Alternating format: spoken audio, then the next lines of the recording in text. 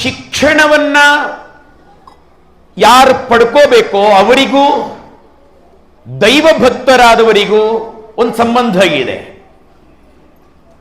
ಎರಡೂ ಪಾರ್ಟಿಯದ್ದು same problems.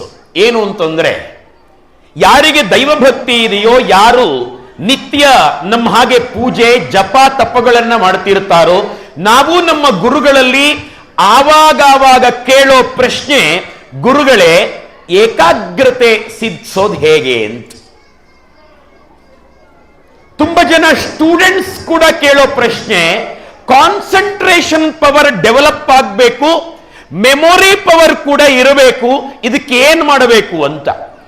ಇದೆರಡೂ ಬಂತು ನಿಮ್ಮ ಮಕ್ಕಳಲ್ಲಿ ಅಂತಂದ್ರೆ ಇನ್ನೇನು ಮಾಡಬೇಕಾಗಿಲ್ಲ, ಶಿಕ್ಷಣದ ಬಹುದೊಡ್ಡ ಕೆಲಸ ಮುಗಿದು ಹೋಯ್ತು ಅಂತ ಅರ್ಥ. ನಾನು ಆವಾಗಲೇ ಹೇಳಿದೆ, ಮನಸ್ಸು ಏಕಾಗ್ರತೆ ಅಂತಂದ್ರೆ ಏನು? ಮನಸ್ಸು ಒಂದನ್ನೇ ಯೋಚನೆ ಮಾಡ್ತಾ ಇರಬೇಕು.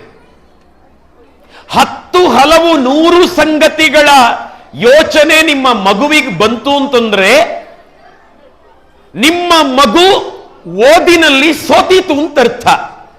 ಆ ಮಗುವಿನ ಮನಸ್ಸಿಗೆ ಓದೋದನ್ನ ಬಿಟ್ರೆ, ಗುರಿಯನ್ನ ರೀಚ್ ಆಗೋದು ಬಿಟ್ರೆ ಇನ್ನೇನೂ ಬರಬಾರದು ಮನಸ್ಸಿನ ಒಳಗಡೆ.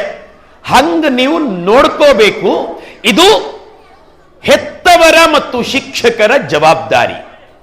ಗೌರವಾನ್ವಿತ ಚಂದ್ರಶೇಖರ್ ಅವರು ತುಂಬಾ ಕಾಳಜಿ ಇಟ್ಕೊಂಡು ಹೇಳಿದ್ರು, ಹೆತ್ತವರು ಬಹಳ ಜವಾಬ್ದಾರಿ ತಗೊಳ್ಬೇಕು ಅಂತ. ಒಂದು ಒಳ್ಳೆ ಸ್ಕೂಲಿಗೆ ಹಾಕಿದ್ರೆ ನಮ್ಮ ಜವಾಬ್ದಾರಿ ಮುಗಿದೋಯ್ತು ಅಂತ ಯೋಚನೆ ಮಾಡುತ್ತೇವೆ.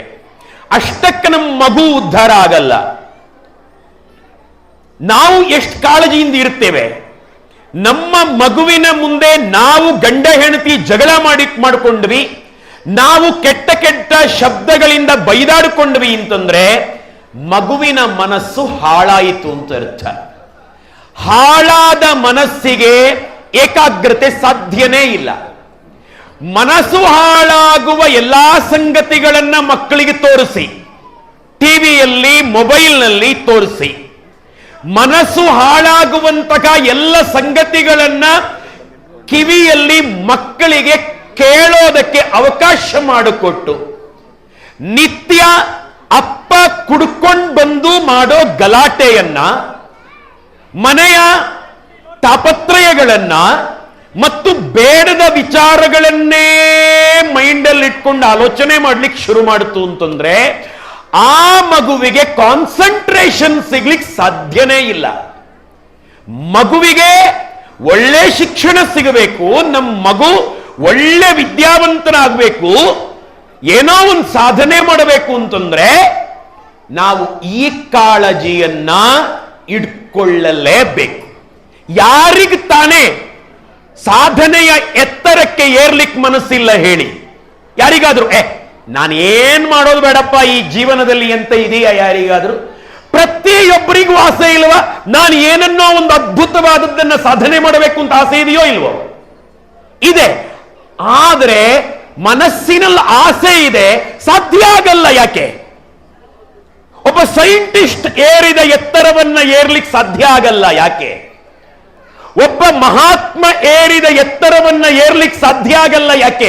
ಮನಸ್ಸಿದೆ, ಹಂಗೆ ಹೆಸರು ಮಾಡಬೇಕು ಅಂತ, ಹಂಗೆ ಕೀರ್ತಿ ಸಂಪಾದನೆ ಮಾಡಬೇಕು ಅಂತ ಮನಸ್ಸಿದೆ, ಆಸೆ ಇದೆ, ಸಾಧ್ಯ ಆಗಲ್ಲ. ಯಾಕೆ ಅಂತಂದ್ರೆ ನಮ್ಮ ಮನಸ್ಸು ಆಸೆ ಪಡುತ್ತದೆ, ಆದರೆ ಆಸೆಯನ್ನ ಪೂರೈಸಿಕೊಳ್ಳಿಕ್ಕೆ ಈ ಮನಸ್ಸು ನಮ್ಮ ನಿಯಂತ್ರಣಕ್ಕೆ ಸಿಗಲ್ಲ. ಒಬ್ಬ ಕುಡುಕನ ಒಬ್ಬ ಡ್ರಿಂಕ್ಸ್ ಪಾರ್ಟಿ, ಅವನ ಮನೆಗೆ ಬೆಳ್ಳಂಬೆಳಗ್ಗೆ ಹೋಮ ಮಾಡಲಿಕ್ಕೆ ಅಂತ ಹೋದೆ ನಾನು. ಕಂಠಪೂರ್ತಿ ಕುಡಿದಿದ್ದ. ನನಗೆ ಪೂಜೆ ಮಾಡುವಾಗ ನೀಟಾಗಿರಬೇಕು, ಮನಸ್ಸು ನೀಟಿರಬೇಕು, ವೇಷಭೂಷಣಗಳು ನೀಟಿರಬೇಕು, ನಮ್ಮ ಸಂಸ್ಕೃತಿಯ ಘನತೆ ಗೌರವಗಳನ್ನ ಉಳಿಸ್ಕೊಳ್ಳಿಕ್ಕೆ ಹೇಗಿರಬೇಕು ಆಗಿರಬೇಕು. ಕಂಠಪೂರ್ತಿ ಕುಡಿದಿದ್ದ. ನನಗೆ ಮನಸ್ಸು ಬರಲಿಲ್ಲ. ನಾನು ಆ ತರ ಎಲ್ಲ ಇದ್ರೆ ಪೂಜೆನೇ ಮಾಡಲ್ಲ, ಅರ್ಧಕ್ಕೆ ನಿಲ್ಲಿಸಿ ಹೊರಟೋಗ್ತೀನಿ ನಾನು.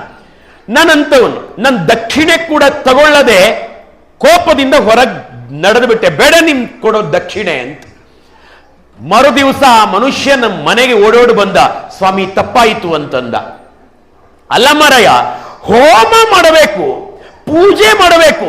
ನಿನ್ನ ಮನಸ್ಸು ಹೇಗಿರಬೇಕು ಗೊತ್ತಿಲ್ವಾ ನಿನಗೆ? ನೀನ್ ಹೇಗಿರಬೇಕು ಅಂತ ಗೊತ್ತಿದೆಯೋ ಇಲ್ವೋ? ಸರ್, ನನಗೆ ಕುಡಿಯದೇ ಇದ್ರೆ ವೈಬ್ರೇಷನ್ ಆಗತ್ತೆ ಸರ್, ಅದಕ್ಕೆ ಕುಡಿದೆ ಸರ್. ಹಾ, ಕರೆಕ್ಟು, ಅವನು ಕುಡಿದಿದ್ದದಕ್ಕೇನೆ. ಆದರೆ ಅವನು ಶುರುವಿಗೆ ಯಾಕೆ ಕುಡ್ದ? ಮೊದಲನೆಯ ದಿನ ಯಾಕೆ ಕುಡ್ದ? ಅದನ್ನ ಕುಡಿದದ್ದರಿಂದ ಏನೋ ಒಂದು ಆನಂದ ಸಿಕ್ಕಿತು ಅವನಿಗೆ, ಆತದ್ರಿಂದ ಕುಡ್ದ. ಆನಂದ ಸಿಗದೆ ಯಾರು ಏನೂ ಮಾಡಲ್ಲ. ಎಂತ ದುಶ್ಚಟಗಳಿದ್ರೂ ಕೂಡ ಆ ದುಶ್ಚಟಗಳಿಂದ ಶುರುವಿಗೆ ಆನಂದ ಸಿಕ್ಕಿರುತ್ತೆ ಅವರಿಗೆ.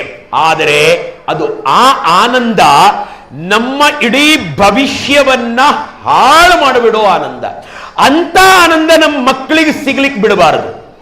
ಒಂದು ಮೊಬೈಲ್ ನೋಡಿದ್ರೆ ಆನಂದ ಸಿಗತ್ತೆ, ಆದರೆ ಕೆಟ್ಟ ವಿಚಾರಗಳಿಂದಲೂ ಆನಂದ ಸಿಗತ್ತೆ. ಆದರೆ ಹಾಗ ಆನಂದ ಸಿಕ್ಕಿದ್ರೆ ಮನಸ್ಸು ಹಾಳಾಗತ್ತೆ. ಆದದ್ರಿಂದ ದಯವಿಟ್ಟು ನಿಮ್ಮ ಹತ್ರ ಶಾರದಾ ಪೂಜೆ ಮಾಡಿ ಮಗುವಿನ ಶಿಕ್ಷಣದ ಸಂಕಲ್ಪ ಮಾಡಿರುವ ಹಿರಿಯರ ಹತ್ರ ನಾನೊಂದು ಪ್ರಾರ್ಥನೆ ಮಾಡೋದು, ಮಗುವಿನ ಮನಸ್ಸು ಹಾಳಾಗುವ ಯಾವ ವಿಷಯಗಳನ್ನು ತೋರಿಸಬೇಡಿ. ಮಗುವಿನ ಮನಸ್ಸು ಹಾಳಾಗುವಂತಹ ಯಾವ ವಿಚಾರಗಳನ್ನು ಮಗುವಿನ ಗಮನಕ್ಕೆ ತಾರದ ಹಾಗೆ ಎಚ್ಚರ ವಹಿಸಿ. ಆಗ ಮನಸ್ಸು ಶುದ್ಧ ಇರುತ್ತೆ. ಆ ಶುದ್ಧವಾದ ಮನಸ್ಸಿಗೆ ಮಾತ್ರ ಕಂಟ್ರೋಲಿಂಗ್ ಕೆಪಾಸಿಟಿ ಇರ್ಲಿಕ್ಕೆ ಸಾಧ್ಯ. ಏಕಾಗ್ರತೆ ಬೇಕಾ? ನಿಮ್ಮ ಮಗು ಓದಬೇಕು, ಏಕಾಗ್ರತೆ ಬೇಕು. ನಮಗೆ ಪೂಜೆ ಮಾಡಬೇಕು, ಏಕಾಗ್ರತೆ ಬೇಕು. ಭಗವಂತನನ್ನ ಬಿಟ್ಟು ಇನ್ನೇನು ನೆನಪಾಗದ ಹಾಗೆ ನಾವಿರಬೇಕು ಅಂತಂದ್ರೆ ನಮ್ಮ ಮನಸ್ಸು ಗಲೀಜಾಗಿರಬಾರದು. ನಮಗೆ ಯಾಕ್ರಿ ರೆಸ್ಪೆಕ್ಟ್ ಕೊಡ್ತಾರೆ? ಮನಸ್ಸಿನಲ್ಲಿ ಗಲೀಜು ಇರಲ್ಲ ದೈವ ಭಕ್ತರಿಗೆ ಅನ್ನೋ ಕಾರಣಕ್ಕೆ ರೆಸ್ಪೆಕ್ಟ್. ಯಾರ ಮನಸ್ಸಿನಲ್ಲಿ ಗಲೀಜಿರಲ್ವೋ ಅವರಿಗೆ ಗೌರವ ಭಾರತೀಯ ಸಂಸ್ಕೃತಿಯಲ್ಲಿ. ಹಾಗಾಗಿ ಮನಸ್ಸು ಗಲೀಜಾಗದ ಹಾಗೆ ದಯವಿಟ್ಟು ನಾವು ನೋಡಿಕೊಂಡ್ರೆ ನಮ್ಮ ಮಗುವಿಗೆ ಒಳ್ಳೆ ವಿದ್ಯೆ ಕೊಡುವ 90% ಕೆಲಸ ಮುಗಿದೋಯಿತು ಅಂತ ಅರ್ಥ. ಆ ಮಗು ಹಸಿಮಣ್ಣಿನ ಹಾಗೆ ಎಲ್ಲವನ್ನ ಸ್ವೀಕಾರ ಮಾಡುತ್ತದೆ. ಹಾಗಾಗಿ ಮನಸ್ಸನ್ನ ನಿಯಂತ್ರಿಸುವ ಕಲೆ ಸಿದ್ಧಿಯಾಗಬೇಕು. ಒಬ್ಬ ಸೈಂಟಿಸ್ಟಿನ ಬದುಕಿನ ಒಂದು ಘಟನೆ ಹೇಳಿ ನಾನು ಬಿಡ್ತೇನೆ, ಒಂದು 2-3 ನಿಮಿಷ.